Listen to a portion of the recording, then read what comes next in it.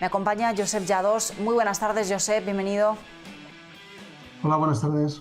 Bueno, no sé si te ha dado tiempo a leer entero este informe del Banco de España. A priori, ¿cuáles serían los elementos que tenemos que destacar para ir un poquito más allá del titular, ¿no? Y entender cuál es el funcionamiento de la dinámica del mercado laboral? A ver, es un estudio que ellos mismos reconocen con limitaciones, pero es un estudio con profundidad, muy bien hecho y que nos da unas primeras pistas, ¿no? La primera es, sobre todo, si hay que hacer políticas de aumento de salario mínimo, mirar de no hacerlas en un momento de crisis o de desaceleración, como nos pasaba en el 2019, donde las expectativas de evolución económica no eran muy favorables.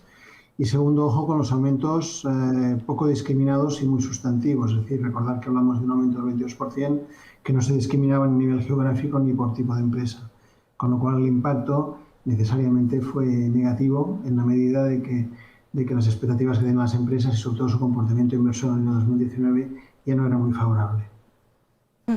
¿Qué suele suceder en los diferentes momentos económicos cuando se sube el salario mínimo, ¿no? Hay voces que están diciendo hoy, bueno, ya había sucedido con la anterior subida del salario mínimo interprofesional, cabía esperar que de nuevo se produjera un impacto sobre el empleo. Entiendo que aquí, según lo que nos está diciendo el Banco de España, tenemos diferentes niveles de impacto. Podemos hablar de trabajadores más jóvenes, podemos hablar de trabajadores en rangos de edad mayores, ¿no? Hay diferentes grupos más o menos afectados. Por un lado, aquellos que pierden capacidad adquisitiva, aquellos que pierden capacidad de volver a un empleo. Por rangos de edad, ¿cómo suelen impactar este tipo de medidas?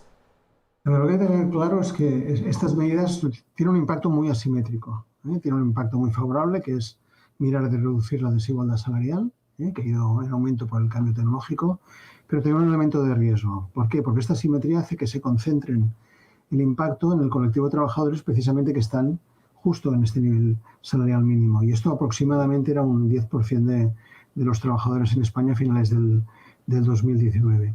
Entonces, ¿qué es lo que nos encontramos? Pues que impacta mucho más el aumento del salario mínimo sobre la mano de obra menos cualificada, que generalmente hace trabajos que requieren habilidades básicas, que normalmente son tareas manuales y en las cuales pues, es muy difícil aumentar la productividad para recuperar el aumento salarial. Entonces, el riesgo de destrucción de empleo es mucho mayor en estos colectivos. Además, resulta que gran parte de estos trabajos se concentran en un determinado tipo de actividades, ¿no? En la agricultura, en la distribución comercial y en la hostelería, por ejemplo. Y gran parte de estos trabajos tienen un contrato temporal y además están realizados por jóvenes o por gente de mucha edad. Entonces, el estudio que hace, pues precisamente decirnos un par de cosas. Primero, que no se han renovado muchos de estos contratos, sobre todo cuando afectan a los jóvenes, pero también a los mayores de 45 años. Y segundo, que las posibilidades de encontrar trabajo pues son sobre todo mucho menores cuando pierden el trabajo en la gente mayor. En cambio, sí se ha vislumbrado que una forma de intentar recuperar la productividad cuando aumenta el salario sin necesidad de mecanizar es transformar el empleo de los jóvenes, pues en lugar de ser un empleo a tiempo completo, haciéndolo a tiempo parcial. Es decir, intentando conseguir el mismo nivel de producción pues con menos horas. Con lo cual, este impacto asimétrico hace que las ganancias que tienes en una mayor equidad en la distribución salarial pues se pueden ver un poco negativamente compensadas, diluidas estas ganancias por el hecho de que quien pierde trabajo es precisamente gente que estaba en la parte baja de la escala salarial. Dentro de este debate también, bueno, pues hablamos de los efectos positivos que sí tiene, ¿no? Una subida del salario mínimo interprofesional, como son, bueno, pues esa equidad que decías, esa mayor, bueno, pues corregir un poquito de desigualdades. ¿Qué puede suponer esto en términos de consumo, ¿no? También para aquellas personas que se les sube el salario. ¿Cómo equilibrarlo, ¿no? Es un poco la pregunta del millón, ¿no? Cuando hablamos de este tipo de temas, como tú mencionabas, era un año en el que ya había un contexto económico determinado, ¿no?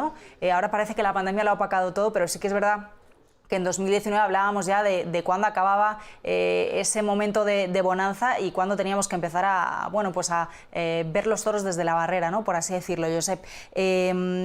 ¿Qué camino abre un estudio como este, ¿no? ¿Por dónde deberían ir, bueno, pues las soluciones para equilibrar ambas magnitudes, si es que es posible? ¿Cuáles serían las recetas, ¿no?, para conseguir, por un lado, pues evitar esa destrucción de empleo que efectivamente afecta, como tú bien dices, a esos colectivos dentro de los peores rangos salariales, pero por otro lado, bueno, pues conseguir esos objetivos de una menor desigualdad, de una mayor redistribución?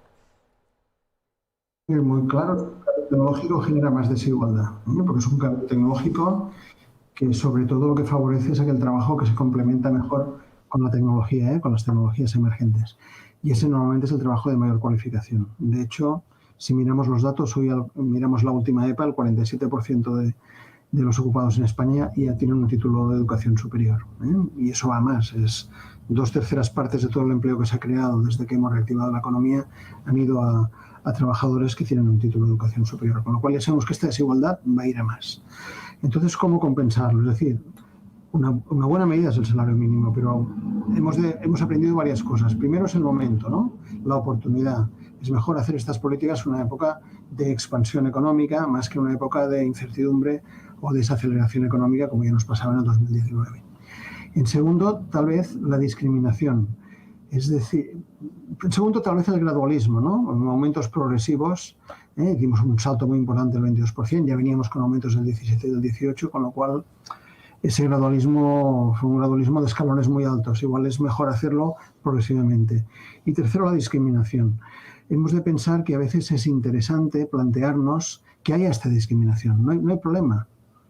No hay problema porque nos adaptamos mejor a las necesidades de las empresas. Igual hay que pensar en aumentos salariales más graduales, pero pensando en diferentes aumentos en función de la dimensión de la empresa, en función incluso del sector de actividad o en función también del territorio. Hemos de pensar que economías como Estados Unidos tienen diferentes niveles de salario mínimo en función de la ciudad, por ejemplo.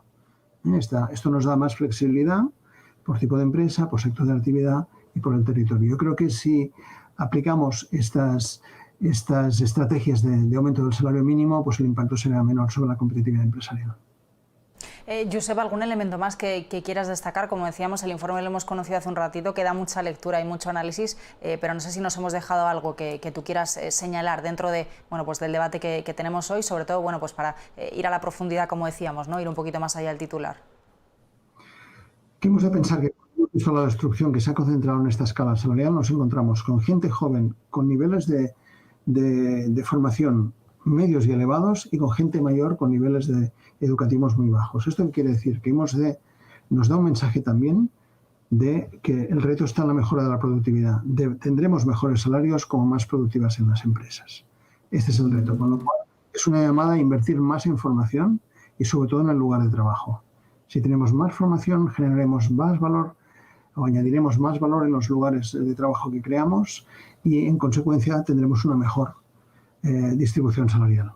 Si no, deberemos ir por políticas de rentas como la del salario mínimo. Pues gracias por esas recomendaciones y por ese primer análisis. Josep Llados, como siempre, muy buenas tardes. Nosotros, gracias.